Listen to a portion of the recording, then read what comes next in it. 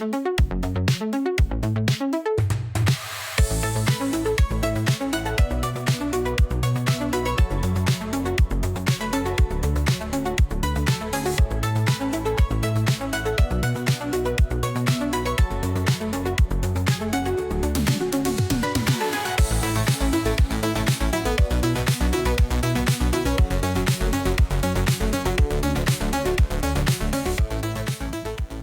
ายดีเข็มพรมาลาเป็นตัวแทนมาจากแขวงคำมวลเลยน้องเข็มคีย์เวิร์ดที่น้องได้รับคือความเสื่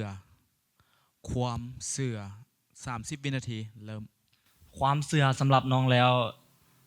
เป็นความเสื่อสำหรับน้องแล้วมันต้องเป็นความเสื่อที่เฮ็ดให้คนเชื่อถือได้เฮ็ดให้คนนับถือได้ฉะนั้นจึงฮ้องว่าเป็นความเชื่อโดยโอเคคำถามจากไอ้หยมถ้าว่าเข็มมีสิทธิ์ที่จะเปลี่ยนแปลงตัวเองหนึ่งอย่างน้องสิเปลี่ยนแปลงอีหยังด้วยเหตุผลใดถ้าพร้อมจับเวลาจุดนี้น้องอยากเปลี่ยนแปลงความตื่นเต้นในเวทีนี้น้องอยากดึงศักยภาพน้องออกมาให้ได้ดีที่สุดเพราะตอนนี้น้องยังตื่นเวทีแล้วก็ตื่นเต้นน้องเชื่อว่าน้องเฮ็ดได้ดีหลายกว่านี้แต่ติดที่ว่าน้องยังตื่นเต้นอยู่โดยและอีกอย่างก็คือน้องอยากเปลี่ยนแปลงความคิดของกลุ่มคนบางกลุ่มคนที่ยังมีอคติกับ LGBTQ ความหวังเดียวของน้องก็คืออยากมาให้สังคมเราได้รับรู้ว่าน้องนี้อยากเป็นตัวแทนหนึ่งที่อยากซื้อให้หมดเวลา2 นาทีป้าเป้ากันบอกโอเคเฮาข้างกันเมื่อกี้นี้ป้าเป้าเริ่ม2 นาทีโดยจากที่น้องเว้ามาเมื่อกี้เนาะขอต่อ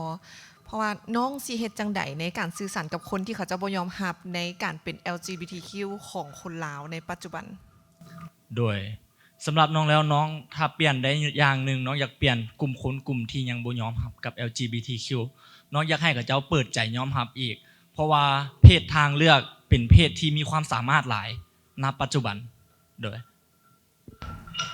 ตัวอย่างเช่นในสื่อสังคมก็เห็นกันอยู่ว่ากระเทยมันบ่เคยฆ่าไปตายโดย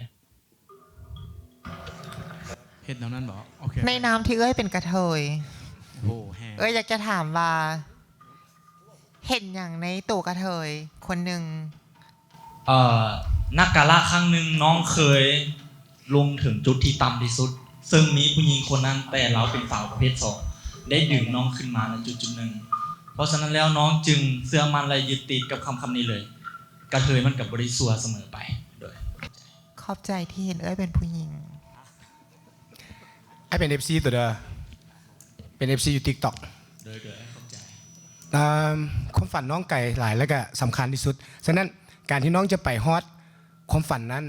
แต่น้องต้องฝืนตัวเองฝืนเฮ็ดในสิ่งที่บ่อยากเฮ็ดแล้วก็ต้องหักหลังหรือว่าเป็นคนเนรคุณคนน้องยังจะสู้เพื่อความฝันนั้นบ่ถ้าน้องมีความฝันที่สูงใหญ่หรือว่าเหตุผลที่เพียงพอน้องก็จะใจแยกว่าอันใดเหตุผลมันนักแน่นกันน้องต้องไต่ตองอีกเทื่อนึงกล้าเป็นคนหักหลังบ่ณจุดนี้ถ้าถามว่ากล้าหักหลังบ่ก็ขึ้นอยู่กับคำว่ามิตรภาพที่เฮาได้สิหักมันแข็งแกร่งส่ำใดโดยโอเคอาทิตย์นึงก็เอาไปอันโตเอาไปออกมาเป็นโตแล้วอันล้นน่ะไอเห็นเราเป็นคนตัวร้ายมักคนตัวร้าย